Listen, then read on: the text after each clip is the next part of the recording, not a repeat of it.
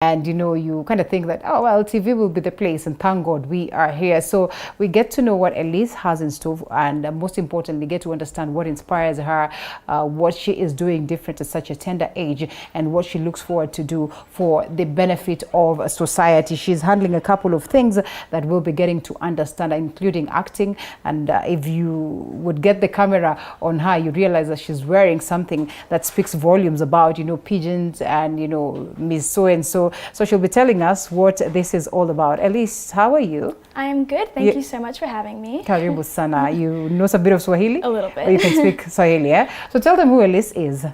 So I'm Elise Gitau. I'm 13 years old and I'm currently Miss Teen Australia International 2022. And I run my own platform, the Jaliwa Foundation. So I'll be talking a little bit more about it today. Take it slowly. What foundation is that again? The Jaliwa Foundation. The Jaliwa. Jaliwa. Jaliwa Foundation. Jaliwa. That's a Swahili name. Yes. Why Jaliwa? So I took it from the words Mungu ama Jaliwa, which means blessed or God gifted, because I believe there is so much talent in all across the world. Everyone's been blessed by God, but in certain areas there's not many opportunities for those to experience their talents. All right, and so when you say Jaliwa, this is largely about Africa, or like you say, a global perspective where we understand that everybody has some essence of talent, just that they've not had the space to maybe showcase what it is that they can do best. It's definitely a global thing. I think that we're all born with some form of gift or talent in one way or another. But I'm definitely first starting off my platform here in Kenya, because this is my second home. Both my parents are Kenyan, but I'm born in Australia. So this was kind of the first place I wanted to start the base of the platform, and then create a global community. So this is the first time you're here to start, or this is a program that has been ongoing? So I did my first ever project with the Jaliwa Foundation in September of 2021. And that was the book project where I sent out books to the Muli children's family. But after that, I continued to receive an outpour of donations and money, and there was like nowhere to put it. So I thought, let's make this a permanent thing, a permanent legacy. All right, well, congratulations. Thank you. And yes, we know the Muli family. And my question is, you are pretty young and you're doing a lot of things. When do you get to study? I mean, tell us everything and anything that you do and you have done, achieved as at now. So yeah, I started the pageant, the international pageant system, all the way back in 2020 as a Miss Preteen finalist for Victoria. So obviously now Miss Teen is because I aged out of the category. Right. But yeah, so I started back then, and I started with my platform being Make-A-Wish Australia. The reason being is because during my primary school years, I had a friend with a neurological impairment, and due to this, he had faced a lot of bullying and a lot of just being excluded a lot. So he did not show up to school very often. Right. But one day the Make-A-Wish Australia team came to our class and held a party, and he became a social butterfly. He lit up, he was absolutely amazing. And that's when I kind of realized the effects that Make-A-Wish has, right, and how much I wanted to support the platform. So once I joined the pageant, that's kind of what I went with, and I held 3 fundraisers. One in December of 2020, I held a virtual movie night because I'm from Melbourne, and Melbourne was still at the peaks of lockdown, so I couldn't do anything face to face. Then I held another fundraiser on the 26th of June in 2021. That was not just here back home in Australia. People were doing the walking and sending donations here in Kenya, the USA, France, Italy. I had people around the world sending in their photos, and that was absolutely beautiful. And then I also, earlier this year in January, held the Kenyan-themed Day of Beauty. So it was a day that everyone in the community could come and see a sense of Kenya through its food, culture, dancing, music. And yeah, we got a lot of money, and I've been very, very, very lucky to have such a big platform take me in and receive my donations.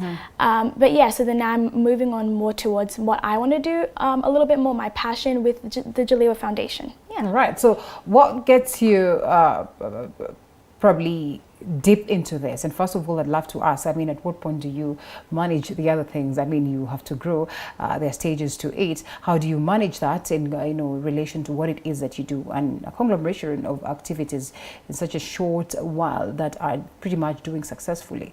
Why do you suppose also that people are buying into these ideas that you're selling? Well, so I'll go to the first question, which is how I balance everything.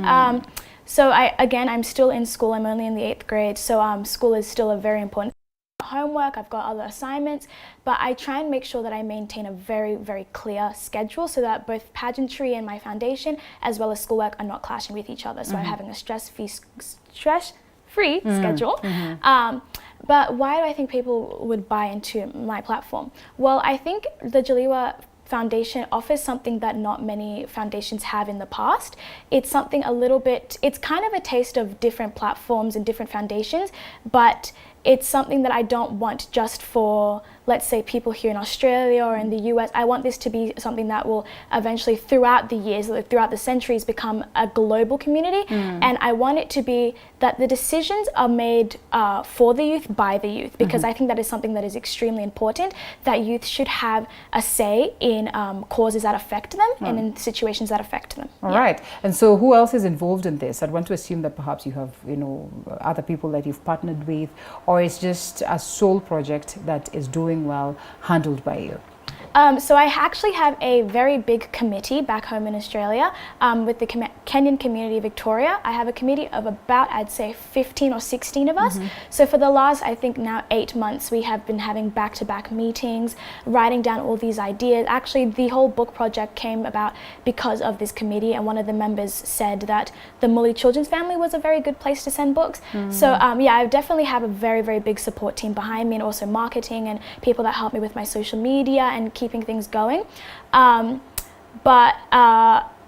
It's most of the ideas I try and put them myself, as in the future this will be something that I want to not run by myself, but it is a platform that I want to make sure I hear all the ideas, I know everything that's going on, and it's not just people that are controlling it for me. So, yeah. How instrumental would it be in attaining that objective that you have for it? And as of now, is it a question of just trying to figure out, or really there's a clear-cut objective to it that has started being fulfilled as it now?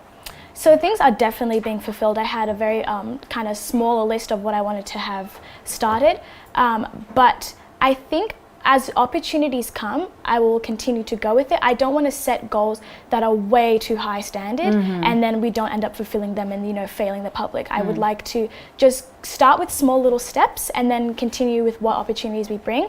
That's the plan for all right. So who gets into this? Who gets to benefit? What is the criteria of one probably getting to join the Jaliwa family, and for you to be able to attain these objectives? Yep. So in the future we have quite a few plans to go ahead. So one of the things I would like to start is kind of like a masterclass kind of system. So I've partnered with YPIA, which is an international youth system. They have about 40 countries that they work with as well, and they hold online webinars for things like body positivity, fake positivity on social media, all that kind of stuff. So I would like to work very closely with them as well to hold little meetings or kind of videos for different aspects of talent. So somebody could want to do soccer. So somebody that's working with Western Bulldogs, I used to work with Western Bulldogs, they could upload some footy videos or something and people can follow along. So that's one of the aspects, because I also just yesterday talked with some of the students at Nyawai Academy, and they were saying a few of the roadblocks are things like money and also their parents, because their parents really want to stick to academics and then that stuff in the future. And one thing I said to them is that even though academics is currently your roadblock, there's nothing stopping you from, after you finishing school, to continue that dream. So why not, for now, let's try build on those skills, so once you're ready and you finish school, you can go out there and just completely ace it and get somewhere far in the future. So yes, I think that's one way that they will definitely benefit from. And then also we have been sending books out, as I mentioned, the book project as a resource, because again, academics is still quite a big thing. Even for me as an aspiring actress, I still have to make sure that my grades are high enough. So you've not gotten to that level of being an actress just yet? Not yet. I've done a few little short films and stuff like that. Not to that point yet, but I mean, until then I'm going to continue studying, continue practicing, and so that when I get to that point, I'm ready. All right. So you speak of the ones that you've spoken to, the youth or the teenagers. have you ever sat down to just imagine about a youth or a 13-year-old in Australia, somewhere in Melbourne, and a 13-year-old somewhere in Kenya? Do you see yourself as one that is privileged, or a person who's privileged in comparison to what happens in the sub-Saharan Africa? And do you suppose there are things that need to be done so we can also get them to that level of privilege? I mean, look at you, look at what it is that you're doing. 13-year-olds here have zero idea of whether they can get into anything else apart from school, like you've said. Definitely. Yeah, I think not really the word would be privilege, but I think there is definitely a very much more of an outpour of opportunities in Australia than there are here. And that is why Jaliwa was made, because I think it is unfair that there are kids out there that have so much talent. They could have more talent than me, that's the thing, but they don't have those opportunities to go out and do things like I do. So I think there is a bit more of opportunity and leeway in Australia than there are in countries like this. So that's why I want to do what I do. All right. Yeah. So do you think that these opportunities at some point in time would find their way into these spaces where, people would appear to be a bit backward? Really, there are not lots of opening. The leadership does not put so much effort towards creating these ones. I mean, what is Australia doing different? Well, I think one of the things that Australia does a little bit more different is that we offer opportunities for students to learn academically as well as do their talents. So my school is actually set out a little bit different. So half my curriculum is like normal school based, and then the other half I study theatre. Okay. So I think systems like that would be very, very useful here. And also, what's it called? Extracurricular activities, I think, need to become a little bit more available. And again, it's because of the resource, it's a little bit different, and that's why I'm trying to do what I do, and I get people to volunteer and do classes here as well, because I think the only reason that we have less opportunity here is just because of the resource or the things that, the opportunities, yeah. And don't you think that that will be a stumbling block to what Jaliwa would wish to achieve? Because evidently, we like it or not, it cannot be Australia in Kenya. It's a little bit different, and therefore some of the privileges that are there, some of the things that you have done there courtesy of this privilege, cannot really be effective, can all be effective right here. Sorry, do you mind rephrasing the question? I didn't really understand. I'm saying, I mean, if you look at the differences that are clear day and night in terms of the privileges that would be in Australia, some of the spaces that you enjoy that are not in the country, yet you bring Jaliwa into the country or across the global fraternity, even in these places where are vulnerable, and at these places where there's no that privilege, don't you think it will be a stumbling block to your plans for Jaliwa? Not really, because I'm not trying to bring Australia around the world. That's that's not the plan. The plan is to bring the opportunities, or bring out the talent. Or to work with what is there. And then build on from that. I'm not trying to change countries, change what the cultures are and things are there. I'm just trying to outbring the leadership and bring out a bit of a movement for the youth, so that they feel that they at least have opportunities. And so it's not to bring Australia around the world. Any notable challenges that you faced so far that you perhaps feel like, okay, well, this one would get me feeling like I need to drop this, but all the same, eyes on the prize? Yeah, I definitely had some rocky starts, because like a lot of businesses and around the world, COVID has been awful. So because I wasn't able to hold things in person and do a lot of that stuff, everything was kind of moved online. And so the book project was the best thing that we had at the time, was to try and do what we can while we can, while we were still in lockdowns, because Melbourne's lockdown have been forever. So yeah, we've had definitely that. So everything was online. Some of the people that I've been working with for the last 2 years, I've only met now that I'm here. So we've had kind of a bit of issues with like communications and meeting people. But other than that, I think we've come out stronger than ever. Yeah. So this will involve a lot of travels and, pretty much communication, like you say. There are people you've been working with that are here, you have just met. How long are you here this time around, and what are the programs that are on from Jaliwa? So perhaps those ones that are watching could try reach out and see whether they can benefit? Yeah, so I arrived last Sunday, and unfortunately, because I will be competing in the Miss Teen International pageant, I will be leaving this Tuesday to go to Tennessee, USA, to compete against the other countries. All the best. Thank All you. the best. So yes, how do you plan to penetrate? In as much as we say it's a technological world, so to speak, and therefore it could be easy to penetrate some of these spaces. How do you intend to actively and consistently make it active down on ground across the global fraternity? You are in Australia, but still manage to make that impact down. Definitely. So that's why we started the Jaliwa Warriors, because I know that even though I'm back home in Australia, I can't really always be, here. And if this becomes eventually a global thing, I won't be able to travel all around the world. So that's why we've started the Jaliwa Warriors, who are volunteers. So they'll basically be doing kind of the mentorship and mental health type of stuff that I would have been doing in person if I had the opportunities. But yeah, they'll be everywhere doing the work, but I'll also every now and then being able to pop in when I can. Yeah. Something about Miss Teen, as we wish you all the best. Thank you.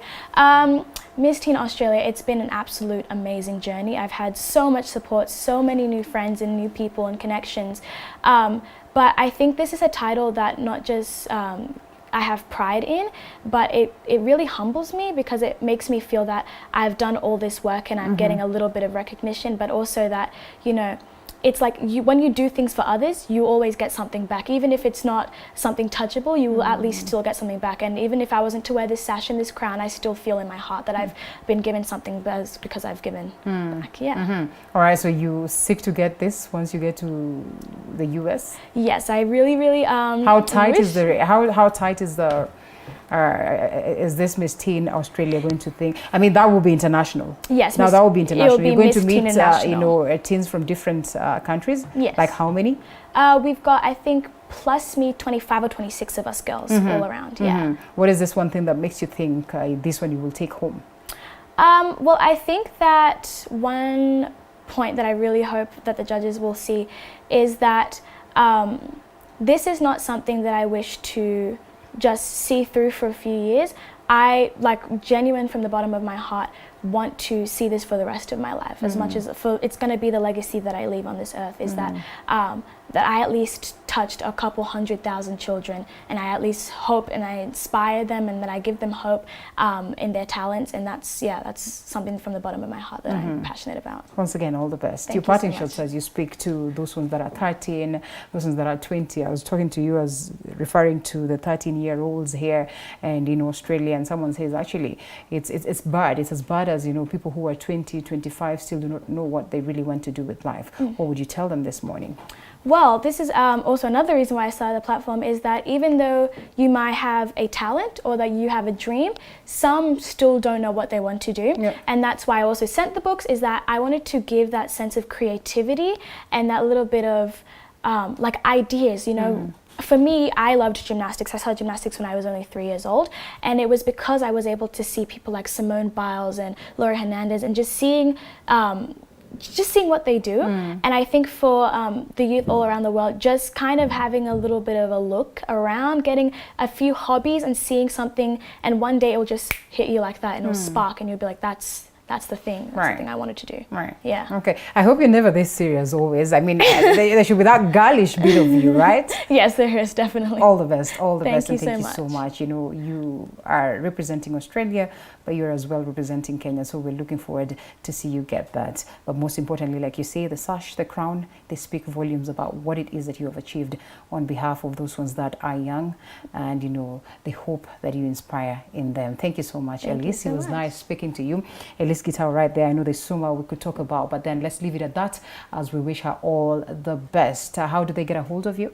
You can either head to my website, which is www.thejaliwafoundation.com, or you can head to my Instagram and Facebook, which is just Miss Teen International, Miss Teen Oz International 22, or not, you can just put Elise Gitau into a search engine and you will find me on Google. All right, there you go. Check her out, see whether you could benefit out of it, and let's all come together and and push these initiatives that are really instrumental towards transforming our lives. Fredia on standby with greatness in terms of music, and in a bit as well, we'll be having an artist who will join us later. So make sure that you keep it right here. We are here up until 10 a.m. to remind you that we still have a cake courtesy of Valentine's Cake House.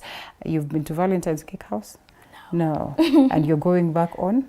Tuesday? On Tuesday. So even if I give you this voucher, there's really nothing much you would do in terms of enjoying the cake. I'll try my best. You will try your best. So how about we just say karibu sana to the country, and as you exit, please